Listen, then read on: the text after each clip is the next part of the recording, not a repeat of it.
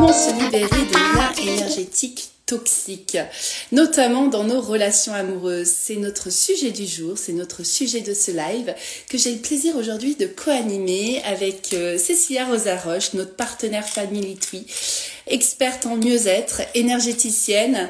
Et Cécilia, eh bien, j'attends que tu me retrouves, que tu me fasses un petit coucou pour que je t'invite à ce live. Je te vois, tu peux lancer la demande. Bonjour à tous ceux qui nous rejoignent. Bonjour Céline. Alors n'hésitez pas au cours de ce live à nous poser vos questions. Alors je sais qu'il y en a beaucoup qui nous regardent en replay. Alors c'est pareil, hein, si vous avez des questions suite au live, vous pouvez nous les faire passer avec Cécilia. On y répondra avec plaisir. Bonjour Georgina, bonjour à tous ceux qui arrivent. Et Cécilia, tu as simplement à demander à me rejoindre en live. Bonjour l'atelier Rart. Alors Cécilia, est-ce que ta demande s'affiche? Tac, là oui, ça y est. Et d'ici là, posez-moi vos questions.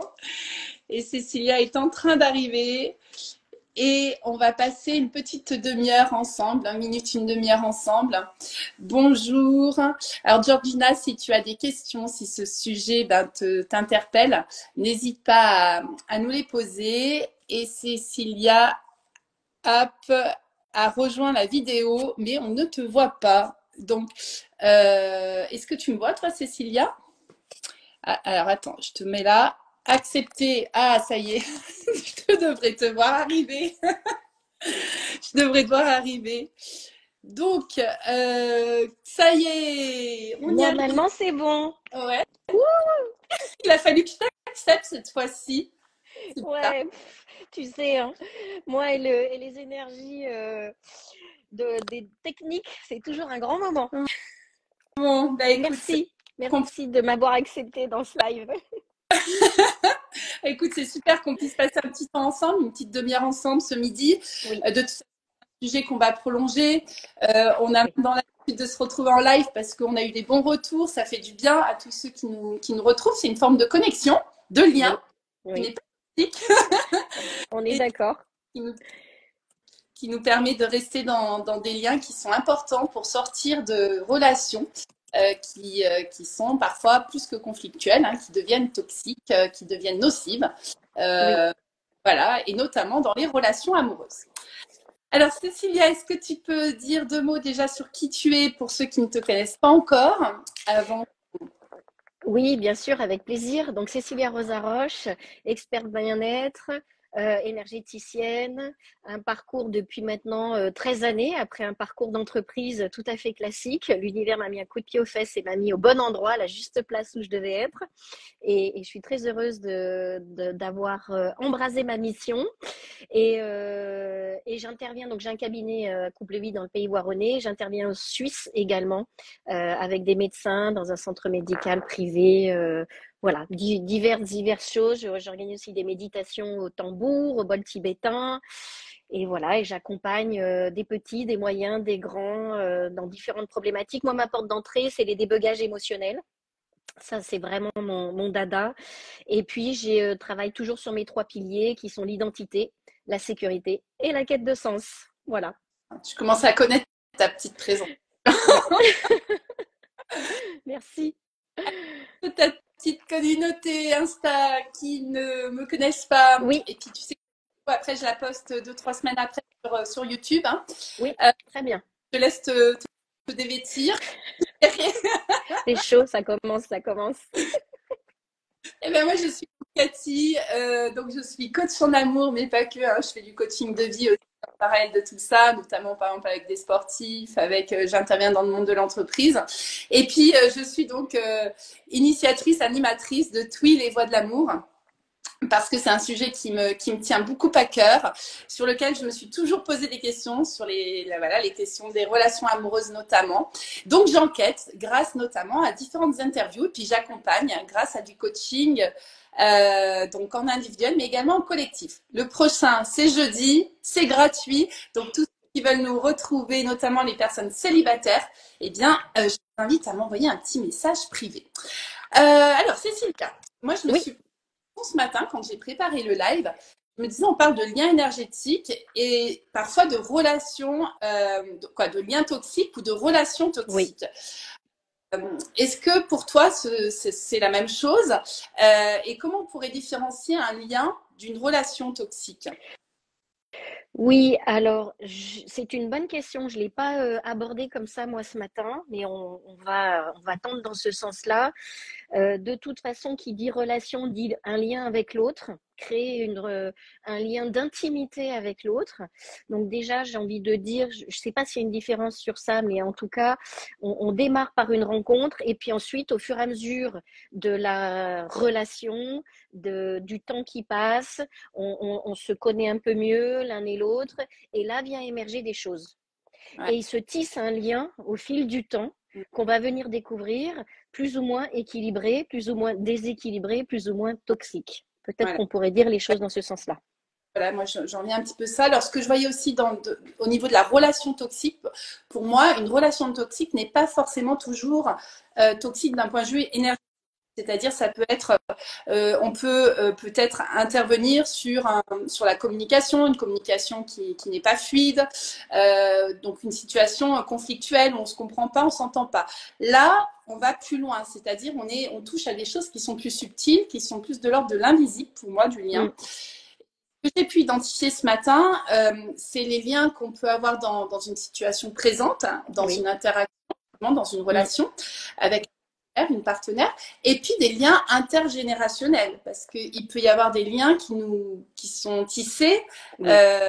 et selon nos croyances, là, on ne détient pas, toi et moi, la vérité, hein, je tenais à le dire, Non, c'est mais métaphysique, hein, donc on ne détient pas la vérité. voilà, on est vraiment dans une ouverture, un questionnement, c'est pour Oui, ça que les questions aussi, on les attend aussi, mais voilà, il se peut qu'il y ait, en tout cas, toi, je pense que tu l'as pu l'expérimenter, qu'il existe quand même des choses avec le passé, des liens, on va oui, dire, transgénérationnels, etc. oui, Donc moi, ce que c'est qu'on puisse un peu voir comment se libérer, en tout cas toi par rapport à ton expérience, la mienne, quelles sont les choses sur lesquelles on peut intervenir pour se libérer de relations, on parle bien là, de relations oui, toxiques dans un couple.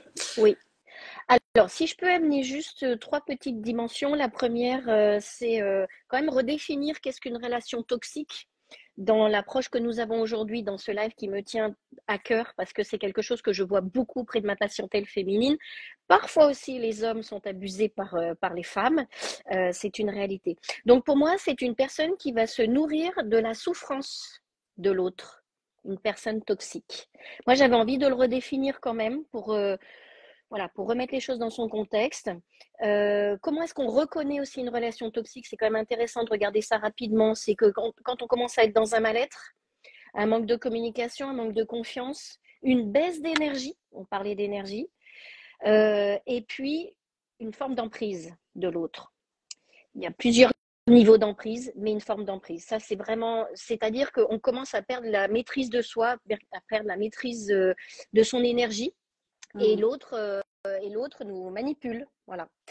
Les conséquences, c'est qu'il peut y avoir des disputes régulières, il peut y avoir des crises de jalousie, et puis surtout, ça a un impact sur soi. On finit par ne plus savoir ce qui est normal ou anormal, et c'est un peu le principe du bourreau et de sa victime. Voilà. Donc c'était quand même important dans les grandes lignes, hein, parce qu'on a peu de temps, mais c'est pour commencer à effleurer ce sujet-là, de réexpliquer un petit peu les choses dans son contexte. Est-ce que toi, Cathy, tu veux Ouais, rajouter quelque chose par rapport à ça? bien ça, parce que c'est tellement large hein, ce sujet, et que là, on va parler Oui. de... C'est-à-dire que après, comme je disais, on ne va pas parler de simples problèmes de Non, communication. Là, on non. est de la fatigue, etc. Voilà. Et justement, c'est important de différencier hein, ce qui peut être perçu comme Mm, toxique, mm. euh, mais qui est le fruit de notre mental, de manifestation Oui, mentale. On va oui, faire un autre sujet, hein, sur un autre live sur ce sujet. on pourrait. On a évoqué la notion de lien, c'est-à-dire quelque chose qui n'est pas palpable, Oui, qu'on ne comprend pas, qui nous met dans une sorte, moi ce que j'ai noté ce matin, c'est on est ballotté, oui, tiraillé en relation amoureuse, c'est est-ce que c'est mon âme sœur, ma flamme oui.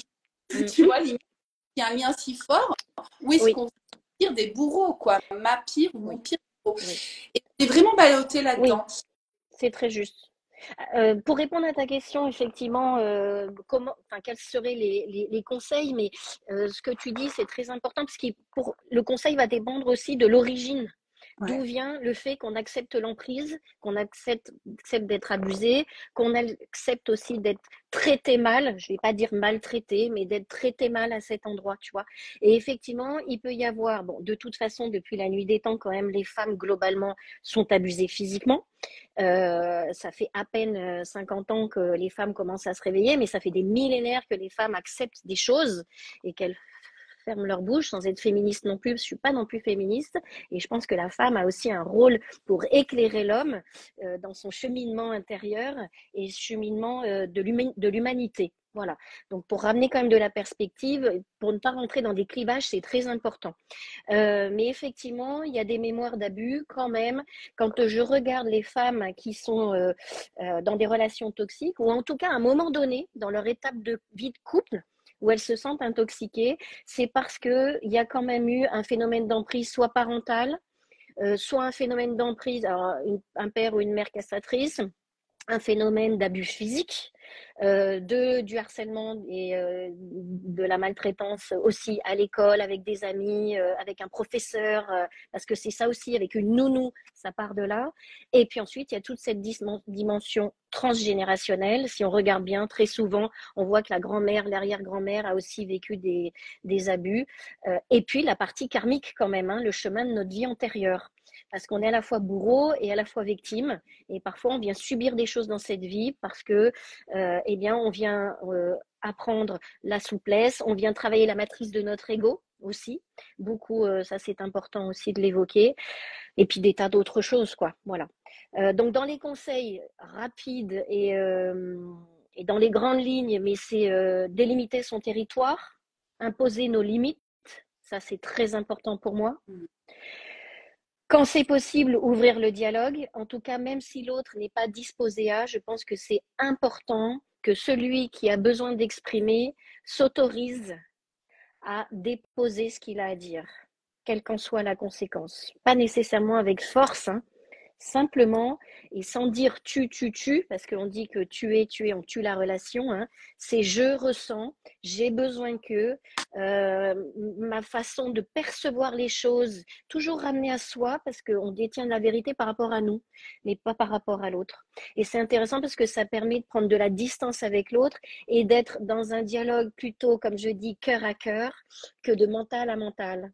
Parce que le mental va amener une box de discussion qui va être inutile. Par contre, si je suis bien dans le cœur et reliée dans le cœur de l'autre, déjà dans cette intention-là, que ce soit possible ou pas possible, de toute façon, l'énergie, elle part de nous. Hein. C'est nous qui sommes créateurs de notre énergie. Hein. C'est très dur de se dire ça, mais on est responsable de tout ce qu'on vit, de tout ce qu'on subit à un endroit, de par tout ce qu'on a évoqué dans nos mémoires. ADN de l'âme, comme je dis. Alors, donc, imposer ses limites, la communication, prendre des décisions parfois radicales, ça veut dire renoncer à certaines choses, quelles qu'elles soient. Là, il y aurait beaucoup à dire aussi.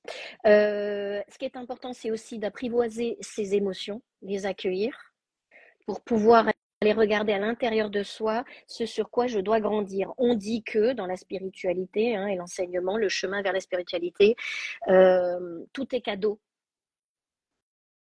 Donc à partir de là, apprivoiser ses émotions, c'est que ce que l'autre me fait vivre, eh ben, c'est la part que je dois donner. Hein, et la part que je dois donner, c'est pardonner. Alors pardonner quelque chose en soi, pardonner quelque chose avec l'autre, c'est un grand sujet, le pardon aussi. Hein.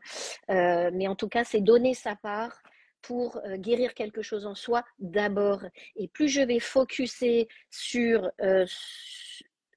plus, c'est comme si je tourne ma chaise d'un quart, je vais plus avoir la même direction, la même vision, et surtout, je vais rentrer à l'intérieur de moi. On sait bien que la relation à l'autre, elle part d'abord de soi.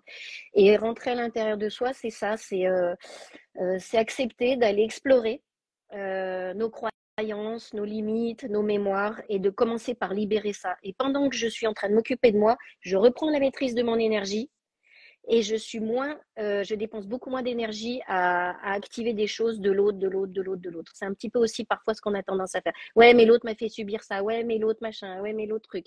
Bon, voilà. On peut se le dire. Et en plus, il faut aussi aller regarder sa part. Ensuite, eh ben, on peut toujours travailler sur les types d'attachements relationnels aussi. Hein. On a différents. Là, il y a plein de choses à dire aussi, mais l'idée, c'est ça. Et puis, une chose très importante, c'est de demander de l'aide. On revient toujours sur ce qu'on dit à chaque fois, mais seul, on ne s'en sort pas. Donc, il ne faut pas hésiter à faire appel à un thérapeute, quel qu'il soit, un psy, ou enfin, après, chacun va aller explorer ce qui est bon pour lui. Mais seul, c'est toujours mieux. Ça, il faut accepter aussi cela. Et oui, surtout, d'autant plus. Toujours mieux à deux, pardon, oui, que seul. Comme on l'a dit tout à l'heure, une des manifestations, c'est qu'on est perdu, on est confus, on a difficulté à être dans le discernement juste, et que la personne qu'on va aller consulter va nous aider justement à remettre en lumière tout ça, à retrouver notre propre lumière. Hein, c'est la philosophie, ça rejoint ma oui, où je dis de toute façon, quand il y a quelque chose qui n'est, une relation qui n'est plus bonne, c'est de revenir à soi, de se raccorder soi-même avant de se raccorder à l'autre. Voilà, donc c'est super important. Alors, moi, j'ai une question. Peut-être encore une chose, excuse-moi, qui est importante, c'est-à-dire que d'aller voir l'autre aussi, l'autre va nous aider à reprendre la maîtrise sur soi, à dégager l'énergie de l'autre et à reprendre, à prendre la décision que l'autre n'a plus le pouvoir sur nous. C'est aussi ça qui est important. Le travail, par exemple, que toi tu fais, hein, c'est-à-dire le travail, on va dire, énergétique, là, pour le coup. Oui, et là, on vient libérer les mémoires cellulaires de physique et les mémoires cellulaires de l'ADN de l'âme, comme je dis toujours, pour ne pas reproduire les schémas, parce que très souvent, on se rend compte quand même que voilà, c'est pas la première fois qu'on est en relation avec une personne toxique tout au long de sa vie, quoi. Oui, donc il y a le levier où on va être aidé à retrouver cette gestion, savoir poser ses limites, hein, savoir dire. Et puis il y a ce levier aussi plus énergétique. Là, il y a tout un travail qu'on peut faire aussi avec les énergies, avec le monde de l'invisible. C'est large. Oui. On travaille une dimension un peu inconsciente avec l'hypnose, avec la symbolique. On travaille aussi sur, de certaines manières, cette dissolution de ces liens ou la transformation de ces liens, en tout cas toxiques. Oui, et ça se fait à ton niveau, et ça se fait au niveau aussi transgénérationnel. Donc, ça libère les ancêtres et ça libère les enfants et ceux qui ne sont pas nés encore. Hein. Donc, ça, c'est vraiment important de le souligner. Et ça, seul, on ne peut pas. C'est ça. Et tu sais, j'ai fait un live donc la semaine dernière avec Caroline de Conquise mais pas Acquise. Hein, donc, oui. Bah tiens, si on peut prolonger un petit peu ce sujet-là, parce que j'ai vu que ça intéressait beaucoup de personnes. Et parmi les questions auxquelles j'ai pas pu poser à Caroline, j'avais reçu un homme qui me disait être en lien toxique avec une personne. Et la difficulté, c'était qu'il travaillait avec cette personne-là. Donc, il avait une relation amoureuse avec une amante. Quoi. Elle est... Et donc, comment faire quand on... Alors là, lui, c'est au travail, mais quand on vit même, quand on vit avec la personne, pas uniquement dans le dialogue, dans la com, mais également, tu vois, les énergies qu'on peut ressentir, sa présence à nos côtés qui commence à nous bouffer aussi notre énergie. Comment on fait quand on est en présence avec cet individu qu'on sent toxique? Alors, il y a plusieurs choses. L'idée, c'est d'apprendre à se protéger. Et ça, c'est quelque chose qu'on nous enseigne très peu dans l'enfance. À prendre conscience qu'à un endroit, je suis dans l'inconfort, je suis en danger, enfin, il y a des degrés de tout ça, mais c'est déjà prendre conscience que j'ai le droit de me protéger. J'ai le droit de dire non, parce que moi, je vois parmi tous les patients que j'accompagne, la tendance quand même, ce dont je me rends compte, c'est que les gens n'ont même pas le réflexe de se mettre en sécurité. Ça, c'est la première chose. Déjà prendre conscience. La deuxième chose, se protéger. Alors, il existe des tas de protocoles pour se protéger, mais dans les grandes lignes, c'est augmenter son taux vibratoire. Augmenter son taux vibratoire, c'est vraiment prendre soin de soi dans la qualité de ce qu'on mange, la qualité de nos pensées, la qualité des gens qui nous entourent. Alors, j'entends bien que là, tu me parles de quelqu'un qui est avec nous au quotidien. Ça demande, c'est un processus. On ne peut pas s'en défaire du jour au lendemain. Ça va être des étapes qui vont dire qu'au fur et à mesure, ah ben là, c'est pas juste pour moi. Là, c'est pas juste pour moi. Là, c'est pas juste pour moi. Donc, c'est pour ça que c'est important d'être accompagné parce qu'il va y avoir des paliers de conscience. Et il y a un moment donné, moi, ce que je dis toujours, c'est l'idée n'est pas de passer du temps et de l'énergie à se dire je reste, je pars, je reste, je pars. C'est d'abord de travailler son processus et à un moment donné, il y a quelque chose d'évident qui dit je prends la porte, je prends mes valises, je m'en vais. Donc, ça peut être quitter un travail, ça peut être quitter une famille, son mari, ça peut être quelque chose d'assez radical, c'est ce qu'on disait tout à l'heure, à un moment donné, il y a besoin de prendre une décision radicale. Mais c'est un processus et ça, c'est important de bien l'entendre et d'être doux avec soi, d'accepter de ne pas être violent dans nos décisions. Radical, mais pas violent. Voilà. Bon, après, augmenter son taux vibratoire, ça permet de mieux traverser en attendant de prendre la décision les choses. Il faut se tourner, d'abord il faut se mettre en action, ça c'est important aussi, tu vois, dès qu'on sent que l'autre il nous intoxique, ça devient irrespirable, et ben j'appelle une copine ou je vais faire du sport, se mettre dans l'action, ça c'est quelque chose que j'évoque souvent, voilà.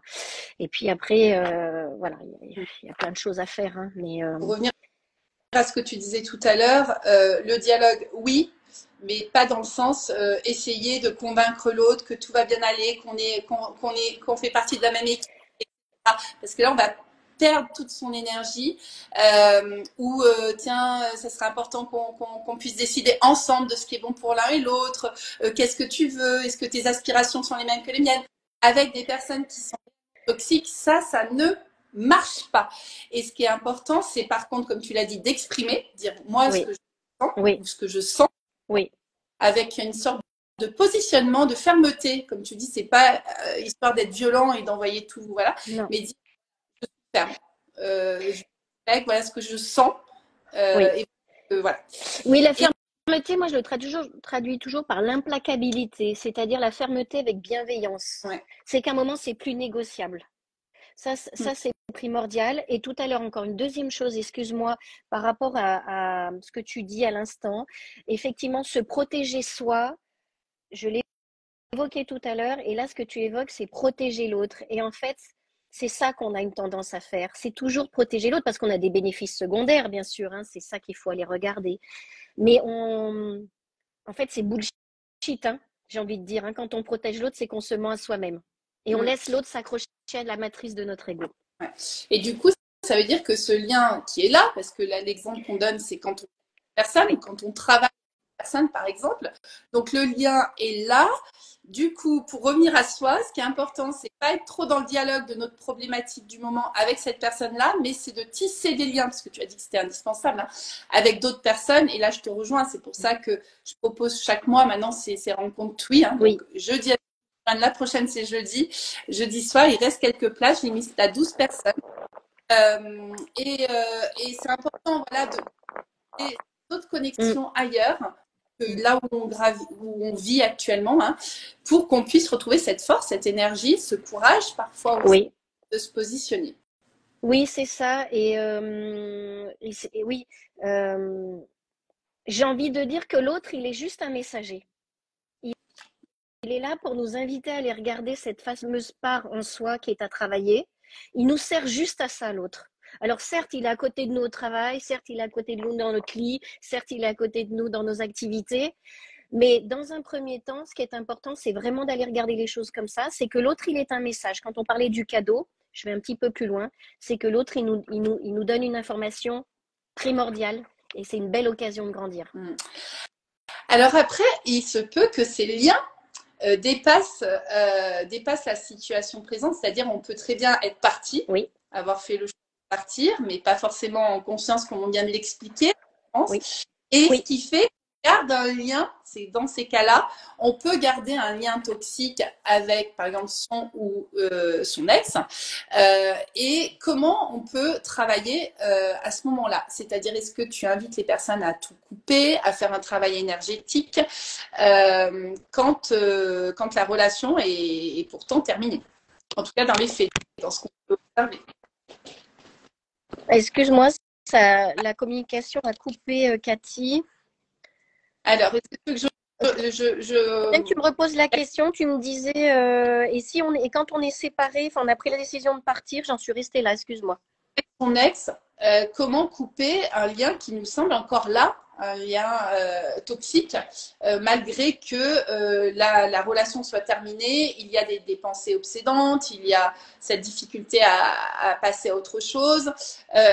Voilà, donc ça peut être, comme on l'a dit, mental, mais ça peut être aussi hein, un lien toxique, énergétique qui est maintenu. Oui, alors ça peut être ce qu'on appelle des liens karmiques, comme on évoquait, âme jumelle, flamme jumelle. Donc ça, il faut être accompagné pour libérer. Alors moi, je n'utilise jamais très peu le terme couper, mais plutôt libérer, parce que je crois qu'une fois que on s'est rencontrés, on a une part du pulse de l'autre et inversement.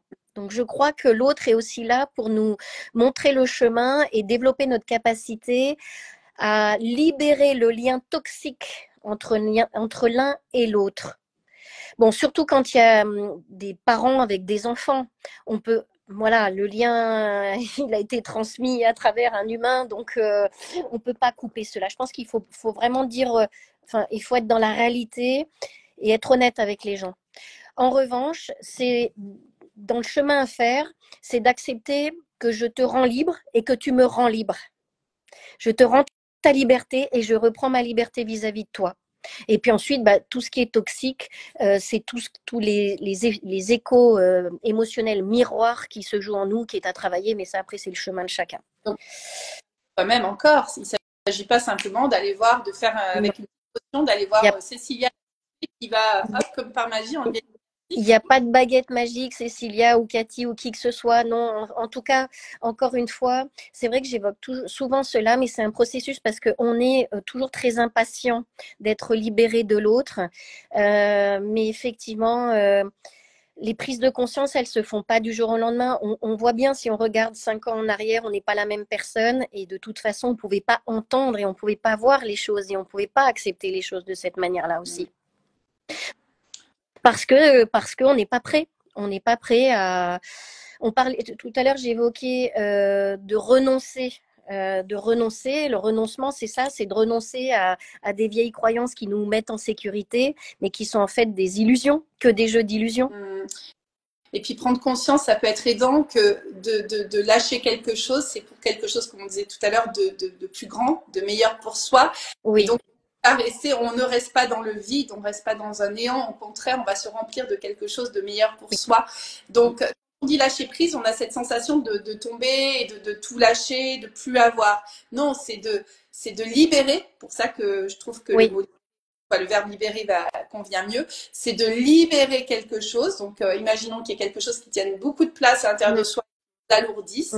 On le libère, ce qui veut dire qu'on a de la place. Et là, on va reprendre ce qu'on voilà, ce qu'on a libéré dès les premières stimulations négatives, c'est qu'on prenne tout de suite d'autres choses, nos passions, ce qui nous anime, ce qui nous fait du bien, voilà, et ce qui est beaucoup plus lumière. Et pour pas laisser la place à ces choses-là de revenir à l'intérieur de soi-même. Tout à fait, j'appuie ce que tu dis et j'évoquerai de ressources. Effectivement, on a une façon d'être avec certaines sécurités. C'est ce que j'appelle l'armure extérieure. Et quand on commence ce travail-là, en tout cas cette prise de conscience, l'idée c'est que l'armure commence à se déliter tout doucement, mais la condition c'est qu'il y ait de nouvelles sécurités au niveau du cœur, là, je le montre, le thymus, le cœur de notre âme. Donc effectivement, moi je préfère qu'on passe du temps à aller travailler ces ressources intérieures qui peuvent être alimentées par l'extérieur, plutôt que d'alimenter des pensées négatives avec notre bourreau. Bien, ben Cécilia, je regardais l'heure. Oui, et oui, ça passe vite. C'est toujours un plaisir, Cathy. Il y a eu pas mal de personnes connectées en live, donc c'est chouette. Super. Peut-être des questions ou des réactions, dites-nous, envoyez-nous un petit smiley si vous êtes encore là, si vous aimez ces rendez-vous que je vous propose chaque semaine maintenant. Hein, c'est un engagement que je me suis donné chaque semaine en live avec un expert. Donc aujourd'hui, c'est toi, Cécilia. Alors je rappelle que tu es une partenaire TWI depuis quasiment le début de TWI. Alors est-ce que vous avez des questions? Parce que je vois que Cécilia, la connexion est plus ou moins bonne. Je ne sais pas si tu m'entends, mais vous, est-ce que vous m'entendez? Est-ce que vous avez des réactions? Pas de réseau, oui. Ah, bah, de toute manière, on a. Ah, bah voilà. Ah, bah voilà, c'était pour qu'on voie. Voilà. avais mis un arrière-fond, c'est automatique. Non, non, c'est la vraie Non, vue. c'est la vraie vue. Alors, on a une question. Je suis encore là et tu as posé la question que je comptais poser. Bah voilà. Merci Jean-José de ta C'est présence Jean-José? Ouais, c'est Jean-José. active, qui n'hésite pas. Merci Nathalie, pareil Nathalie, qui était aussi au salon de Twi, qui est photographe et qui travaille justement à sa manière sur comment s'aimer soi-même aussi, mieux aimer son image. Ça aide aussi pour mettre des fins à certaines relations. Oui. Pas évoqué le terme, hein, mais on n'a parlé que de ça, de l'estime de soi, l'amour de soi. De toute façon, tout passe par l'amour de soi. C'est ça. Donc, je ne sais pas s'il y a des questions, mais peut-être il y en a qui arrivent. Quelle belle nouvelle option appréhender une vie pour appréhender la vie amoureuse. C'est ça. Oui. En tout cas, c'est important je pense que la vie amoureuse, elle est à réinventer, Cécilia, aujourd'hui. On a beaucoup moins de repères qu'il y a un certain temps. C'est ni pire ni meilleur parce que davantage inconvénients à tous les schémas de vie. En tout cas, on n'a plus le chemin tout tracé. Donc, ça s'ouvre, on a des choix à faire, mais par contre, parfois, on se perd justement dans ces choix, comme tu disais tout à l'heure. Est-ce que je dois partir? Est-ce que je dois rester? On est tiraillé entre ça et ça. Il y a quelques années en arrière, c'est pas si vieux de ça, on se posait pas de questions. Hein. Non. Donc, on subissait. Alors, on subissait, ouais, ou alors on passait à autre chose, d'une manière différente. Mais en tout cas, ce ne sont plus les mêmes problématiques et du coup, les mêmes. On ne va pas rechercher les solutions aux mêmes endroits. C'est ça que je veux dire. Oui, c'est très juste. C'est très juste. Et se réinventer, je suis tout à fait. Je pense que c'est un joli mot de la fin, se réinventer. Réinventer, l'amour, on en a besoin, du lien, on en a besoin. On est des êtres de lien. Donc, il ne s'agit pas de parce qu'on a souffert et dire je coupe tout, je ne veux plus d'amour, je ne veux plus de relation amoureuse, mais qu'est-ce que je veux ressentir en relation avec l'autre. Ça, je pense que c'est super important. La question à se poser, c'est qu'est-ce que je veux sentir, ressentir. Oui. Voilà. Donc, Cécilia, des gros bisous. On se dit bisous. Merci à tous. Très bientôt pour un nouveau live. Je crois qu'on a ouvert une nouvelle question là tout à l'heure. J'ai pris note. On se donne un petit rendez-vous dans un mois et demi. Oui. Avec plaisir. Et merci à tous de vous être connectés. À tous. Très belle journée live. lumineuse à tous. Ciao. Bisous. Bye bye.